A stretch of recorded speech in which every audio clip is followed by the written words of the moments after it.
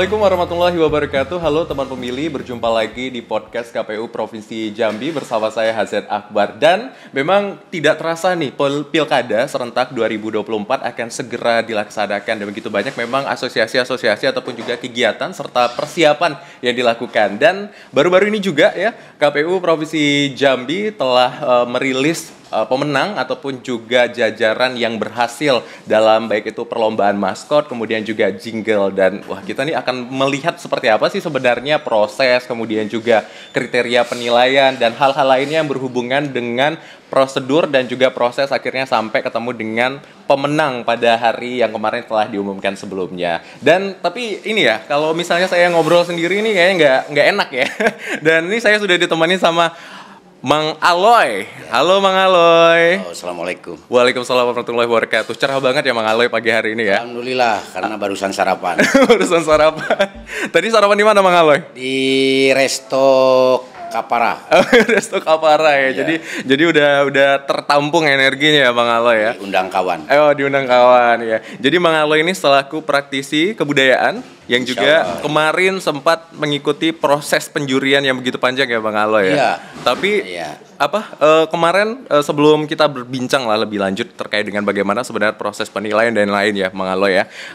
Mang Aloy, hari ini tadi dari ada kegiatan atau langsung ke sini aja Mang Aloy? Senam pagi. Oh, senam pagi. Ya, langsung ke sini. Oh, senam pagi. Makanya ini pakainya masih agak bau-bau dikit. Oh, nggak apa-apa Mang. Jadi kita ngobrolnya santai-santai aja Bang ya, terkait dengan apa sih sebenarnya yang pengen Mang Aloy tekankan terkait dengan proses penilaian kemarin, dan istilahnya juga kedepannya minat dan bakat anak muda di Provinsi Jambi ini bisa tersalurkan dengan ya proses dari KPU yang menghadirkan seleksi-seleksi seperti ini ya Mang Aloy ya. Baik. Bang Aloy, sudah minum nggak hari deh? Belum. Oh, belum. Belum sempat. Nah, ini harus nih. Mbak boleh dong minumannya 2 untuk saya sama Mang Aloy ya. Jadi kita mau minum apa Mang Aloy? Kalau kopi agak ini ya. Yang agak lumrah. Coba yang agak keren sedikit. Apa nih di Kapara nih apa? Oh gitu, yang agak keren sedikit ya. Agak keren. Mbak pesan minumannya yang agak keren nih, versi Mang Aloy. Iya. Ini lagi dibuatin Mang Aloy. Nah, sembari kita menunggu proses pembuatannya dan juga nanti Mbaknya nganterin, Mang Aloy kira-kira apa sih sebenarnya? Oh, sudah ada ya Mang Aloy. Kita udah disiapin. Ya, udah disiapin Mang Aloy. Cepet juga ya ternyata ya. Dan datang udah langsung disediakan ya Mang Aloy ya. Makasih ya Mbak ya. Pelayanan spesial. Oke. Mang Aloy mungkin boleh diminum dulu deh Mang Aloy. Terima kasih. Biar masih panas ya Mbak. Masih panas ya? Masih panas.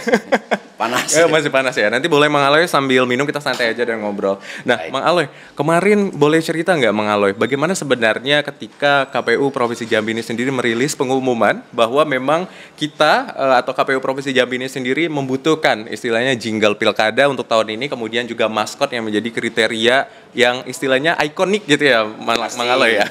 Iya. Seperti apa waktu itu Mang Aloy? Yang pertama saya ucapkan terima kasih kepada KPU dan juga sekaligus merasa bangga kepada KPU yang apa istilahnya ya, memberikan ruang kompetisi atau memberi salah satu momen untuk para potensi, terutama generasi muda yang memiliki potensi, yang punya bakat, yang punya minat, menggelar sayembara. Sayembara ini itu yang pertama saya bangga sekali gitu. Kemudian juga diikuti sejumlah peserta puluhan, sekitar hampir 40 lah peserta yang kami terima. Cuman saja mungkin waktunya yang terlalu singkat sehingga ya ada beberapa hal lah, ada beberapa kendala yang mungkin dirasakan oleh para calon peserta pada saat itu. Itu yang pertama. Adapun proses kami diawali dengan ada semacam pertemuan dulu. Ada 5 juri yang dihimpun oleh KPU, selain salah satunya juga komisioner sebagai penanggung jawab, juga ada salah satu juga personal juri dari KPU yang kebetulan mereka atau beliau juga adalah aktivis di dunia desain. Kemudian ada ahli seperti Bung Edi Dharma. Beliau adalah kartunis bukan hanya nasional tapi kartunis internasional. Kemudian dari akademisi juga ada Mas Tony atau kami memanggilnya Mas Ngo. Beliau punya spesialis di wilayah musik. Nah, dan saya sendiri sebagai praktisi kebudayaan. Wah, luar biasa. Berarti Itu. jajaran dewan jurinya ini sebenarnya sahabat ya, Mang? Sebetulnya sih ya sahabat beneran belum. Oh, belum. Karena belum satu piring berdua. Oh, belum satu piring berdua ya? Iya. Jadi kalau udah satu piring berdua baru ya? sahabat. Oh, baru sahabat. Baru sahabat. Ini masih ya pemburu honor lah. Ini KPU dicatat ya pemburu honor ya, enggak ya, bercanda ya. Yang jelas memang Mang Aloy ini dan juga dewan juri yang hadir kemarin memang ditentukan berdasarkan background yang memang sesuai untuk kriteria penilaian pada saat itu ya, Mang ya. Jadi pengumuman pemenangnya sudah selesai kemarin ya, Mang ya, sudah dapat. Ada yang menang jinglenya juga, ada yang menang maskernya juga ya, Bang. Ya, itu diambil 1 2 3. Oh, 1 2 3. Ya, dari jumlah yang seluruh peserta tadi itu. Ya. Oh, oke, baik. Berarti 1 2 3 jingle, 1 2 3-nya maskot. Oh, maskot. Wah, jadi ada 3 besar yang sudah diproses dan yang nomor 1-nya ini yang akan nanti menjadi ikonnya. Kalau maskot jadi ikonnya ya Mas Ya. Mang Aloy, dan kalau misalnya lagu ini nanti yang bakal sering diputar di mana-mana Pasti. sampai tanggal Rabu 27 November 2024. Sampai tanggal 2025. Oh, 2025 malah ya, Mang. Terusin aja gitu. Semangat gitu kan. 5 tahun ke depan ya, Mang ya. Masih. Sembari menunggu pemilih pilkada berarti 2005, 6, 7, 8. Pengumuman. Oh iya. Pengumuman yang akhirnya nanti menjadi pemimpin kita ya, Bang ya. Jadi memang apa ya, kalau tagline-nya sekarang secara nasional kita harus jadi pemilih cerdas agar Pemilih cerdas, pemimpin berkualitas. kualitas. Disingkat apa, Mang? Pedas. Pedas. Pemilih cerdas. Gitu. Terus yang berkualitasnya pemimpin berkualitas, Mang? Pemimpin berkualitas, berkualitas. Pintas. Oh, pintas. Jadi pedas pintas. Pedas pintas. Pedas pintas. Tapi tidak boleh itu nanti marah orang. Itu tidak resmi. Oh, enggak resmi ya. Tapi ini Iya, cocologinya dari Mang Aloy ya. Cocologinya dari Mang Aloy. Jadi kita harus jadi pedas pintas agar pemimpinnya memang benar-benar sesuai dengan kriteria ya, Pak ya. Nah, tapi kita akan fokus juga nih, balik lagi Mas. Tadi Mang bercerita nih begitu banyak prosesnya yang sudah dilewati ya, Mang ya. Terus juga tadi ada beberapa prosedur yang juga dilewati oleh dewan juri dan peserta. Pertama, saran dari peserta. Sebenarnya ketika kita membahas sebuah kompetisi nih, Mang, ya, apa sih yang menjadi kriteria dari penilaian pada saat baik itu podcast sih sekarang ya, kok podcast sih ya, maskotnya sama jinglenya.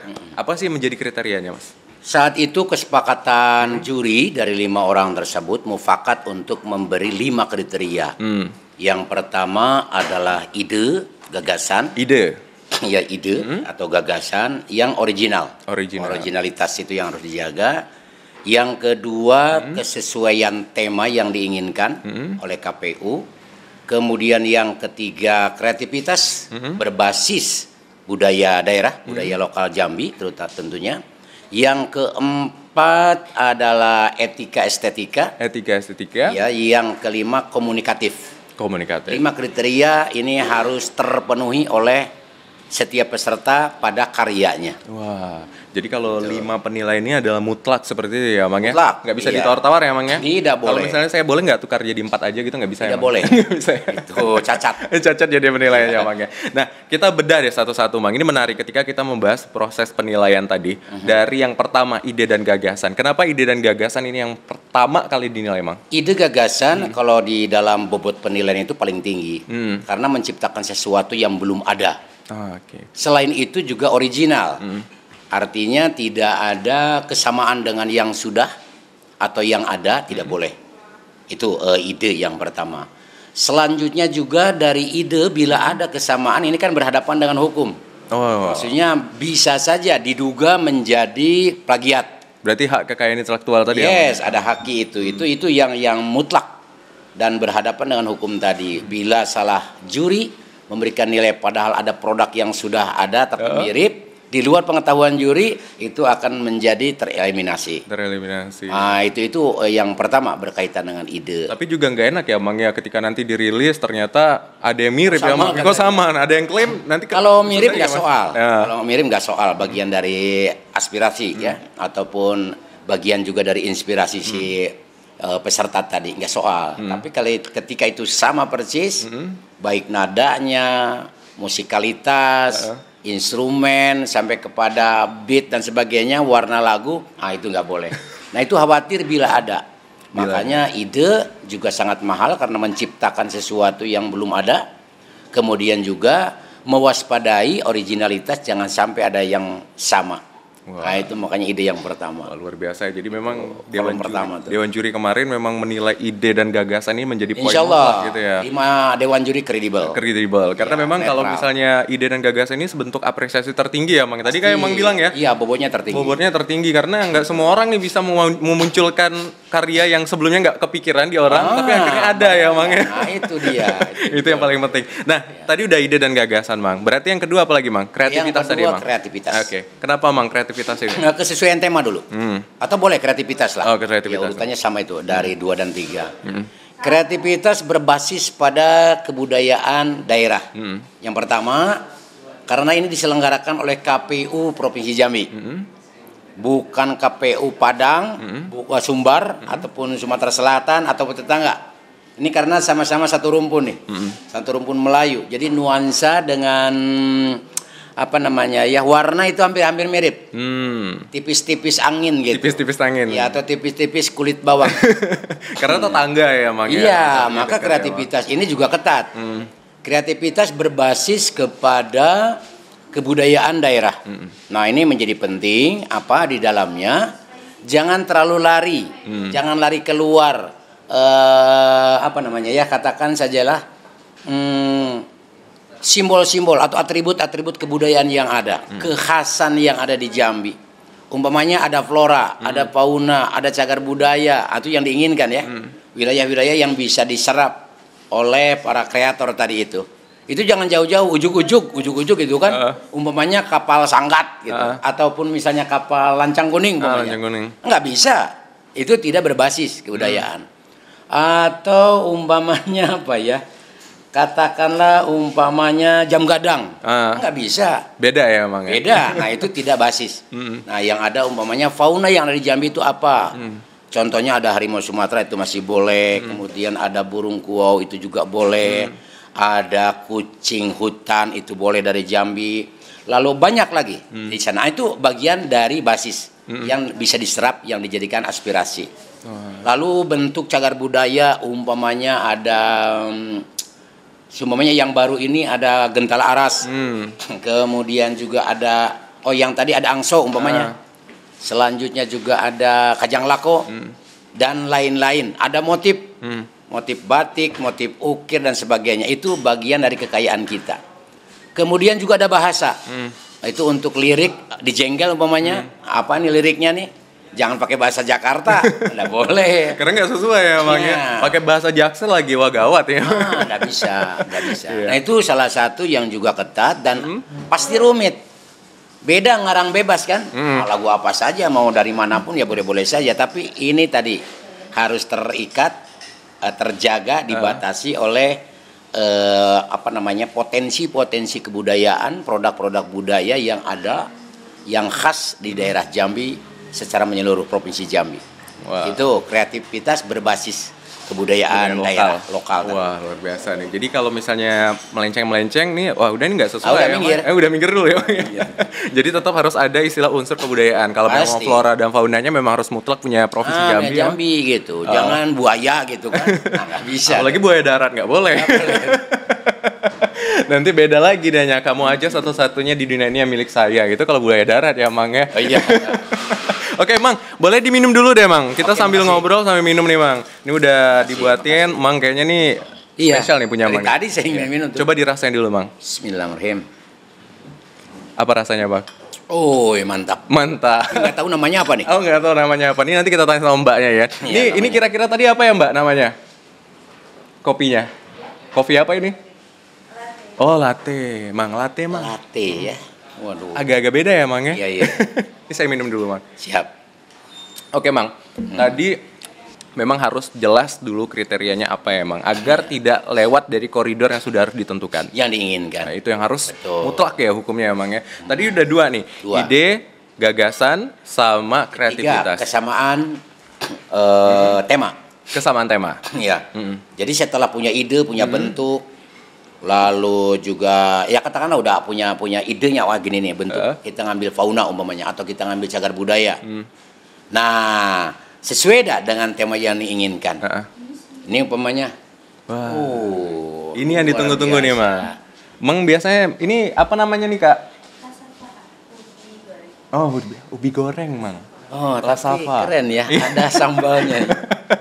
Ini Jadi, belum pernah ada nih di tempat lain. Ini belum pernah ada di tempat lain ya, Iya, Mang. ada ubi goreng pakai sambal.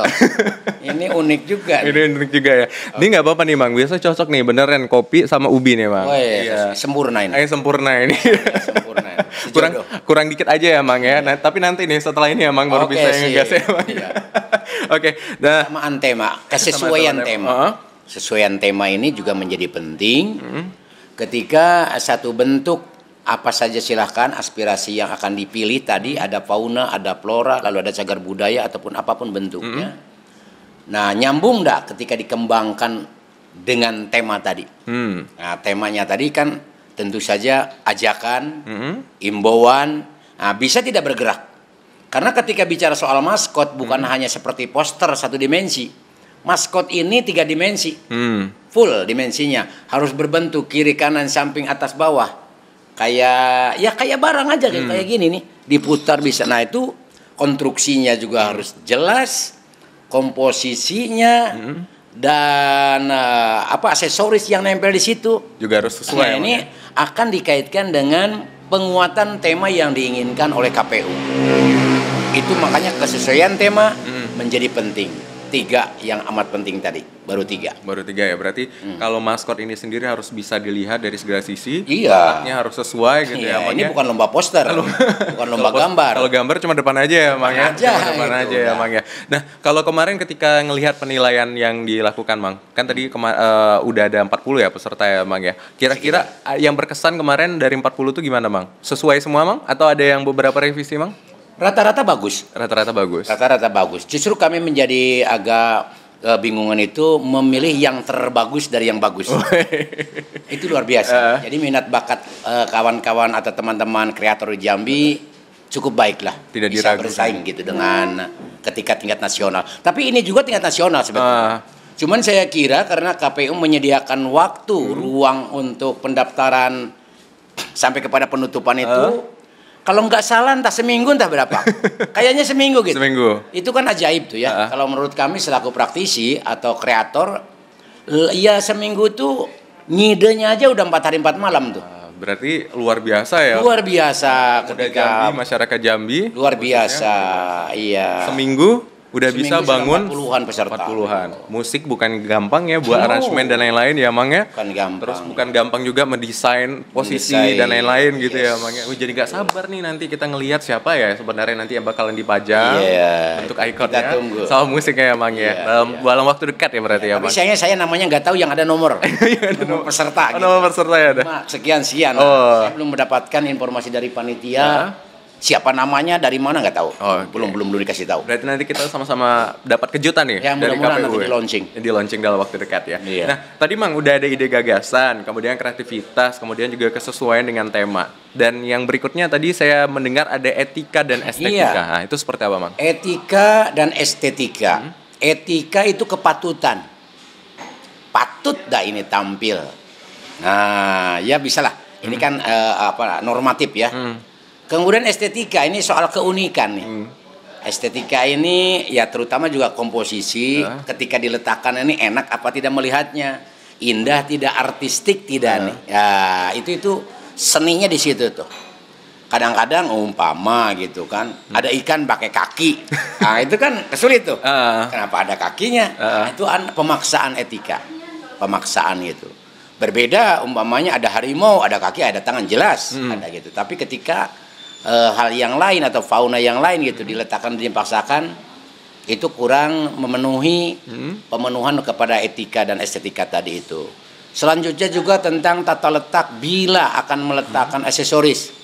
Contoh umpamanya teman kreator akan menempelkan satu motif yang ada di kita, apa durian pecah, apa sayap lepas, sayap angso duo umpamanya, kapal sanggat, bunga seri umpamanya, bungo Tanjung. Nah itu rebung umpamanya, kan itu banyak tuh, tampu manggis, relung kangkung. Ini harus ada kepatutan untuk tata letaknya. Oh, berarti nggak sembarang ya, Mang? Jangan meletakkan umpamanya katakanlah tambuk manggis, ujung-ujung diletakkan di sepatu umpamanya. Nggak bagus tuh. Karena falsafah atau filosofi di dalam pengertian filosofi suatu motif ada peruntukannya. Disesuaikan. Disesuaikan. Maka ini pun bagian dari etika. Etika artistik, lalu artistik yang beretika. Itu menjadi penting. Dan rumit pastinya. Karena berarti ya ini tadi ya dalam waktu yang singkat para seniman terkhusus mungkin para pemuda juga yang mulai apa istilah membuat jingle, maskot seperti itu ya Mang ya. Harus paham juga nih makna misalnya Angso 2 nih jangan sampai salah taruh gitu ya Mang ya dan lain-lain.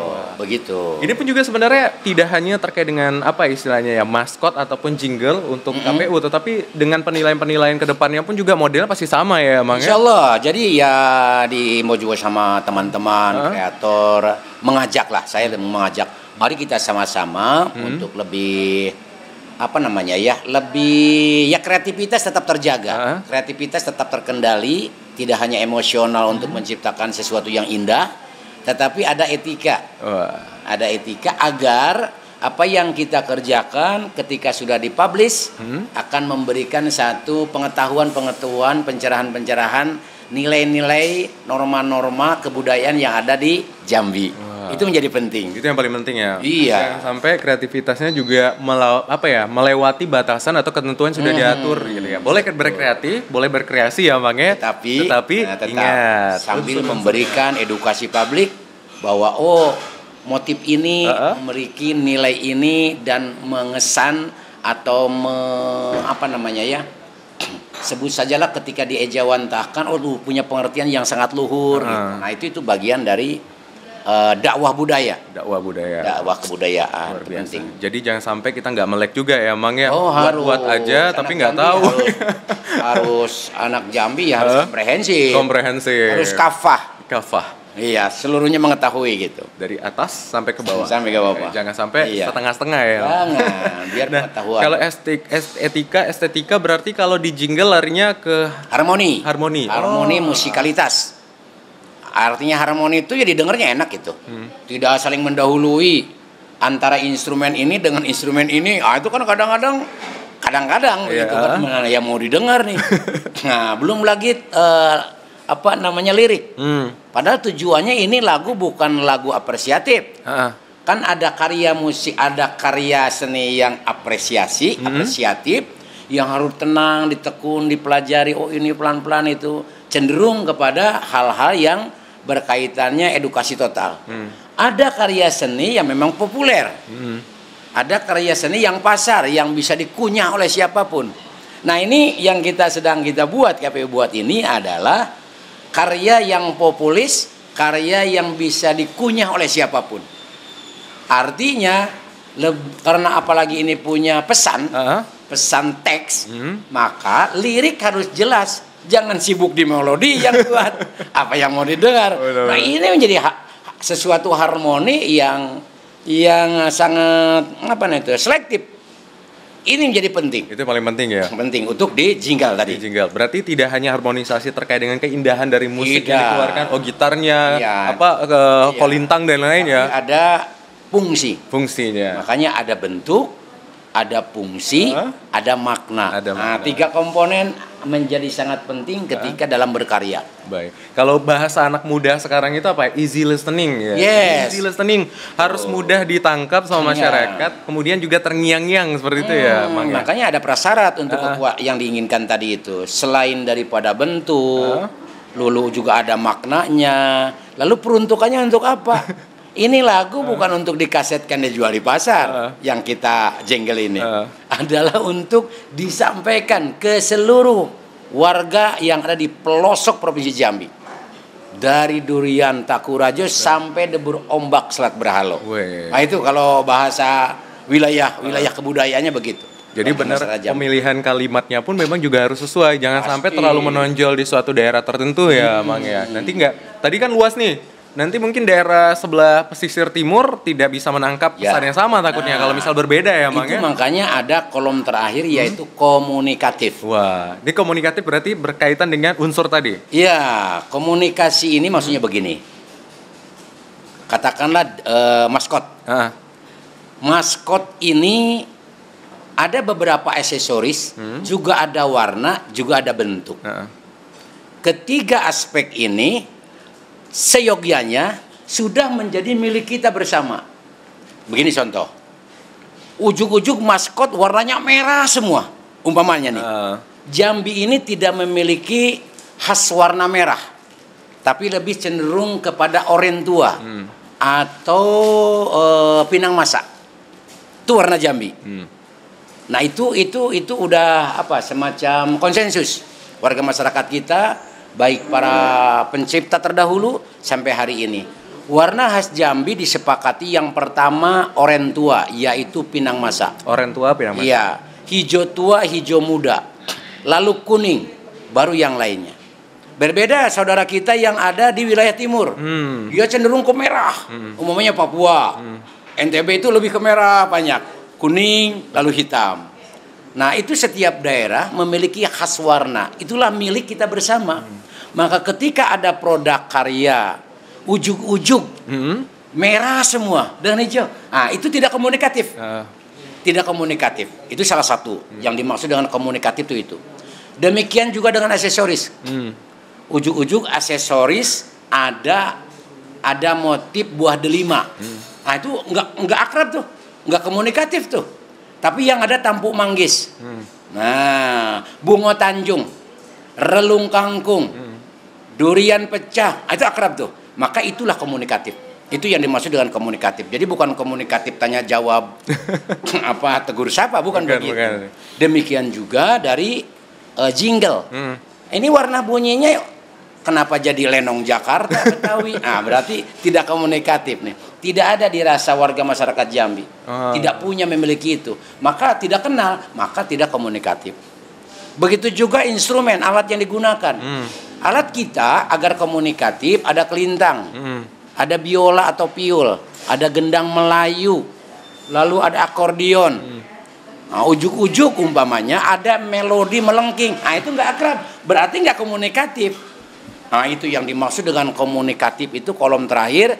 Juga hal yang tidak bisa ditawar-tawar. Wah, menjadi sangat penting. Karena kalau misalnya berbeda nanti tidak bisa ditangkap maknanya. Tidak ditangkap karena tidak komunikatif. Tidak komunikatif. Itu maksudnya. Jadi yang karya komunikatif itu adalah sesuatu yang diangkat pada produk adalah milik kita bersama. Demikian juga di lirik. Lirik contohnya, "Hai warga Jambi," nggak dapat tuh. Tapi oi, nah oi baru dapat. Oi. Tidak, hai teman-teman. Nah, itu bukan bahasa kita, bukan dialek kita. Bukan dialek. Tapi oi kanti. Nah, itu akrab, maka komunikatif. Kan ada juga saya membaca satu karya yang hai masyarakat Jambi. Nah, itu udah batal. Ini tidak komunikatif. Oke. Belum lagi kepada penulisannya. Contoh, ayo. Ayo ini ujungnya ka atau ayo saja. Atau ada juga payo. Oh ya payo lah. Nah, oh ya ayo. Yo ayo. Nah itu boleh. Bahasa kita itu, dialek kita, idiom kita itu. Nah itu bagian dari komunikatif tadi itu. Itu yang paling penting. Ini rumit juga memang rumit. Untuk peserta rumit. Untuk peserta rumit. Tapi ini tadi ya Bang ya. Berarti saya membayangkan nih ketika Mang bercerita tadi, Mang Aloy bercerita tentang proses dan lain-lain. Saya membayangkan muka-muka dewan juri ketika menentukan ini. Itu pengennya bertengkar. Oh ingin bertengkar ya Bang. Bertengkar itu. Karena memang aspek elemen dan juga istilahnya unsur-unsur dalam penilaiannya luas seperti itu ya Bang ya. Iya. Jadi tidak hanya terkait dengan keindahan saja yang istilahnya mungkin ya menarik, tetapi kosong filosofi juga nggak bisa ya Bang ya.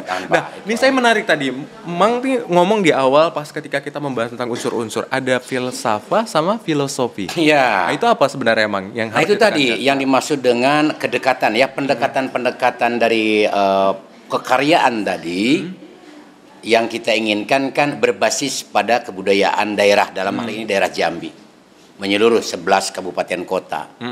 Kita ini juga punya falsafah. Nah kadang-kadang teman-teman kan juga suka memaksakan bahwa falsafah dengan filosofi harus sama. Tidak. Falsafah adalah ideologi kebudayaan. Contoh, ada falsafah budaya Jawa, ada tuh. Ada falsafah budaya Bali, ada falsafah budaya Riau, ada falsafah Sumbar, Minang, falsafah Batak ada. Nah kita juga falsafah budaya Melayu Jambi. Beda dengan filosofi. Kalau filosofi cenderung konsensusnya kepada keseluruhan gitu ya. Keseluruhan secara kemanusiaan seluruhnya. Bahwa filosofinya adalah ini, kira-kira begitu. Berbeda dengan falsafah. Falsafah ini memang ideologi yang terikat dan dimufakati oleh para praktisi pengguna dari kebudayaan Jambi itu sendiri. Falsafahnya menggunakan falsafah Melayu Jambi. Umpamanya ini diterapkan dalam adat istiadat.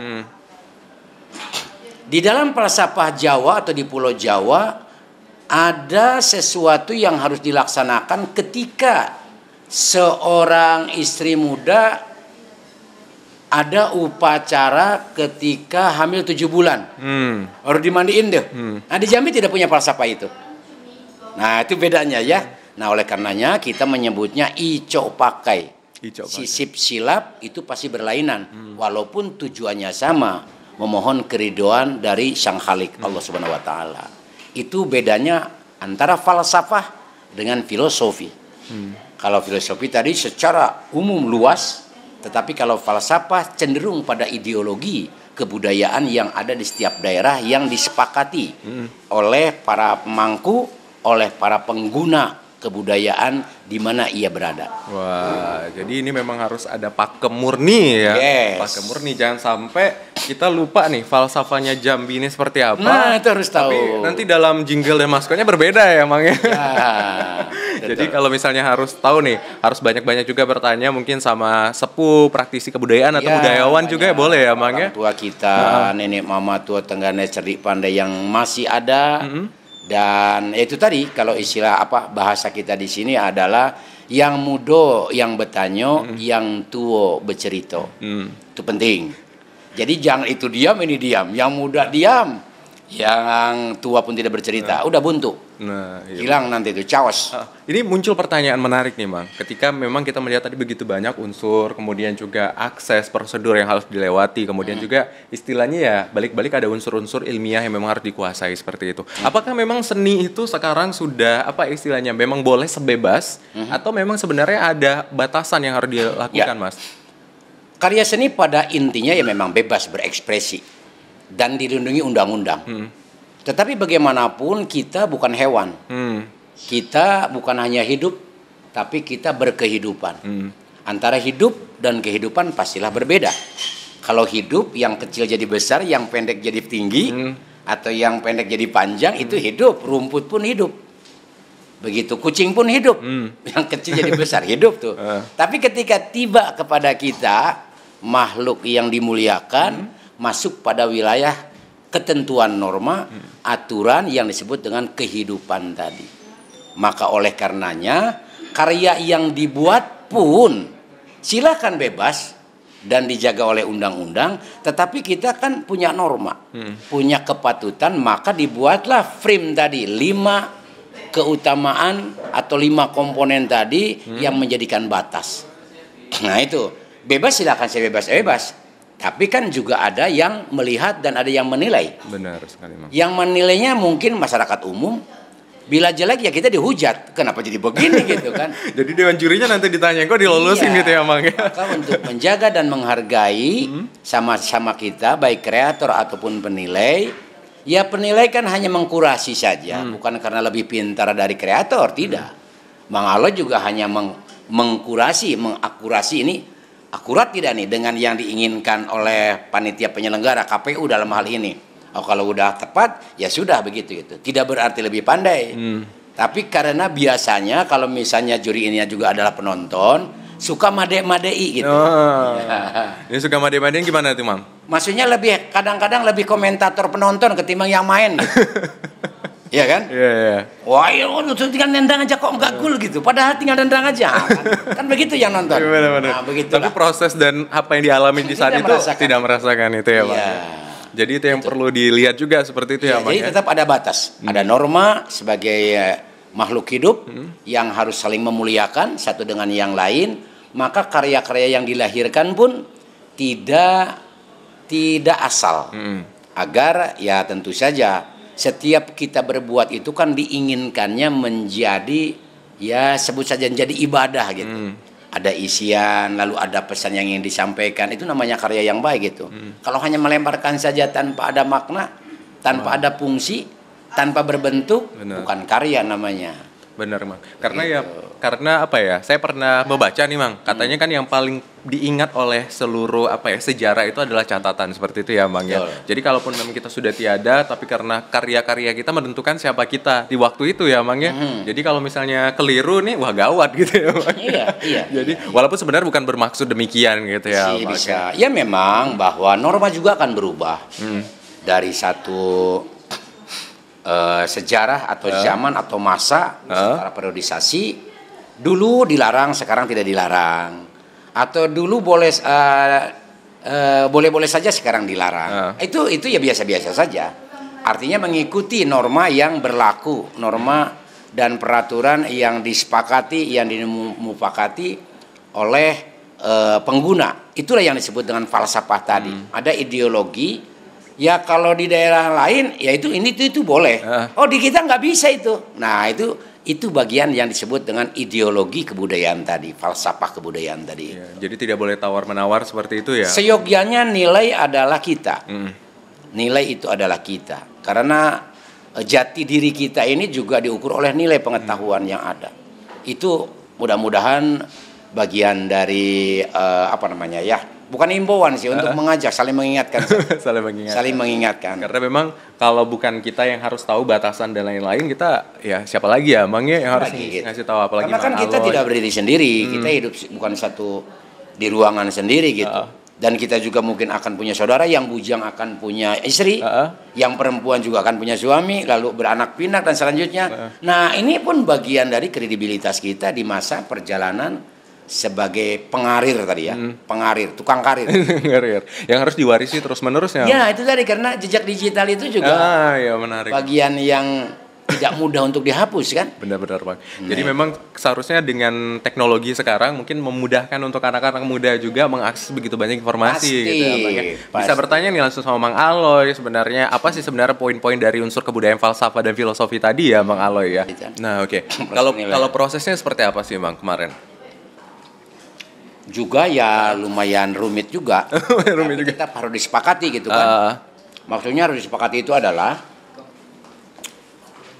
kalau secara umum standar lah bahwa menilai itu sesuai dengan kriteria yang kita persiapkan. Jaringannya 5 tadi itu.